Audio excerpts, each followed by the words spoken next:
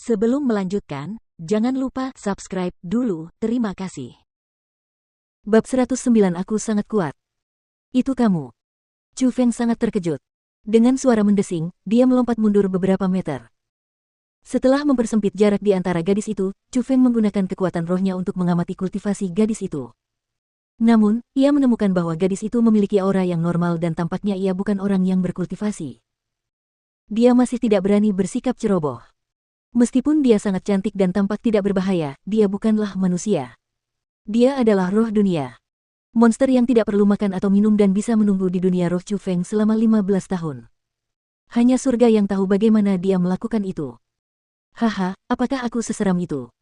Melihat ekspresi ketakutan Chu Feng, gadis itu menutup mulutnya dengan tangannya dan terkikik. Kau mempermainkanku. Melihat gadis yang bergoyang ke depan dan ke belakang karena tertawa, Chu Feng mengerutkan kening dan merasa bahwa ia mungkin telah ditipu. Apa gunanya aku mempermainkanmu?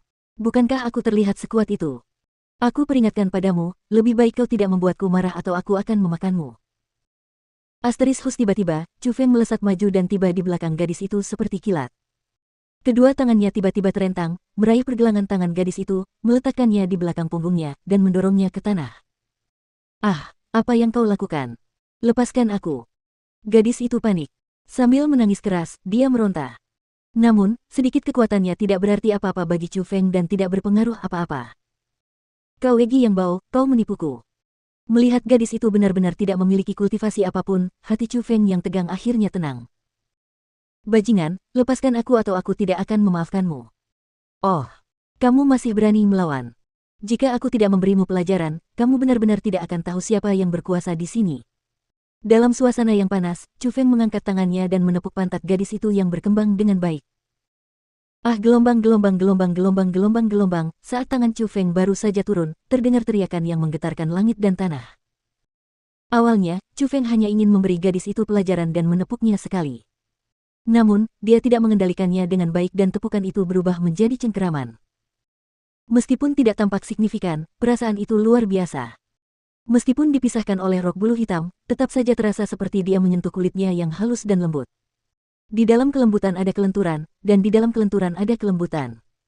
Itu hanya memanaskan seluruh tubuhnya dalam api. Dia ingin berhenti tetapi tidak bisa dan Chu Feng tidak tahan untuk melepaskannya. Bajingan, beraninya kau memanfaatkanku. Aku akan membunuhmu. Gadis itu benar-benar marah. Wajahnya yang seputih salju memerah seperti apel matang. Di matanya, api kemarahan berkobar dan seolah-olah akan menyembur keluar. Kesalahan.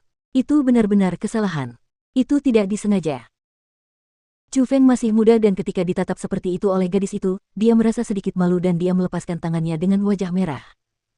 Aku akan membunuhmu. Tepat saat dia melepaskannya, gadis itu tiba-tiba berputar, dan dengan taring dan cakar yang terbuka, dia melompat ke arah Chu Feng dengan nafsu darah yang mengepul. Melihat itu, Chu Feng sedikit panik. Saat ia bertemu mata dengan gadis itu, ia merasakan aura berbahaya dan tanpa sadar mengulurkan tangannya dan mencengkeram pergelangan tangan gadis itu lagi. Ia kemudian mendorongnya ke bawah sekali lagi, tetapi ia menggunakan terlalu banyak kekuatan, dan seperti seekor harimau lapar yang melompat ke arah makanan, ia mendorong seluruh tubuhnya ke bawah bersama dengan tubuh gadis itu. Ah, gelombang dasar bajingan, apa yang ingin kau lakukan padaku? Pada saat itu, gadis itu menangis keras karena saat dia didorong oleh Chu Feng, dia merasakan benda aneh menjulang di atasnya.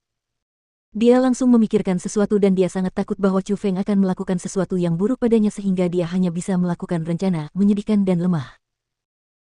Maaf, reaksi alami. Chu Feng juga bereaksi dan dia tahu bahwa tanpa sengaja, dia telah melakukan hal yang memalukan. Dia dengan cepat menjauh darinya, namun, kedua tangannya masih menekan gadis itu dan dia takut gadis itu akan melompat ke arahnya lagi. Bajingan, tidak ada yang berani memperlakukanku seperti ini. Mati saja kau. Tepat saat Chu Feng menjauh, gadis itu berteriak lagi dan terlihat bahwa Chu Feng benar-benar menyentuh intinya.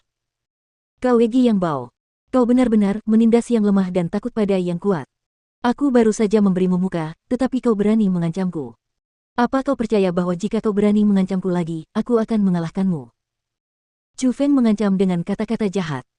Namun, Chu Feng saat ini bahkan tidak berani menatap langsung ke mata gadis itu karena setelah melakukan semua itu, tubuh Chu Feng benar-benar memanas dan dia hampir kehilangan kendali.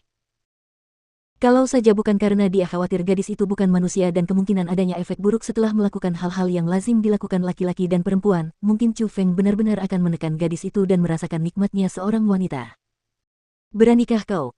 Jika kau berani melakukan hal-hal itu padaku, aku akan meledakkan diriku sendiri dan menyeretmu bersamaku. Gadis itu menggertakkan giginya dan di matanya dipenuhi dengan tekad yang kuat. Aku bercanda.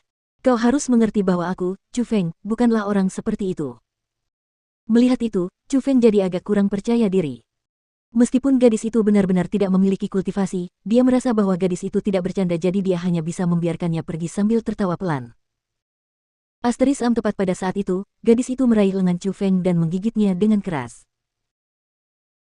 Melihat itu, Chu Feng awalnya ingin berteriak keras karena sepertinya dia benar-benar akan menggigit sepotong daging. Namun, setelah menggigitnya, Chu Feng benar-benar rileks. Gadis itu tidak memiliki kultivasi apapun, dan bagaimanapun juga, Chu Feng berada di alam roh tingkat 8.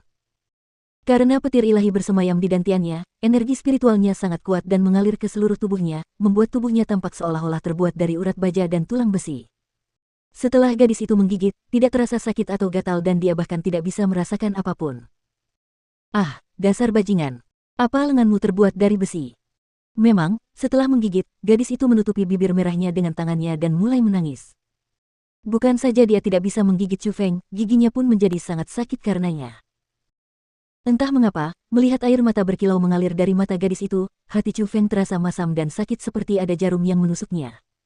Ini adalah pertama kalinya dia merasakan perasaan seperti anak kecil. Oke Egi, aku salah oke. Siapa yang menyuruhmu menipuku? Meskipun dia tidak tahu dari mana perasaan itu berasal, Chu Feng tidak ingin gadis itu menangis. Jadi, dia segera mengakui kesalahannya dan meminta maaf sambil berbicara manis kepada gadis itu seperti berbicara manis kepada anak kecil. Mengenai topik itu, gadis itu menyebut dirinya sendiri sebagai ratu dan dia memang tampak memiliki pengalaman mendalam tentang dunia, namun, emosinya benar-benar tampak seperti anak kecil dan setelah beberapa patah kata dari Chu Feng, semuanya baik-baik saja. Dasar bajingan. Bagaimana mungkin aku menipumu? Aku memang kuat, tapi kultivasiku disegel oleh seseorang. Gadis itu memasang wajah sedih. Sepertinya dia tidak ingin Chu Feng tidak mempercayainya.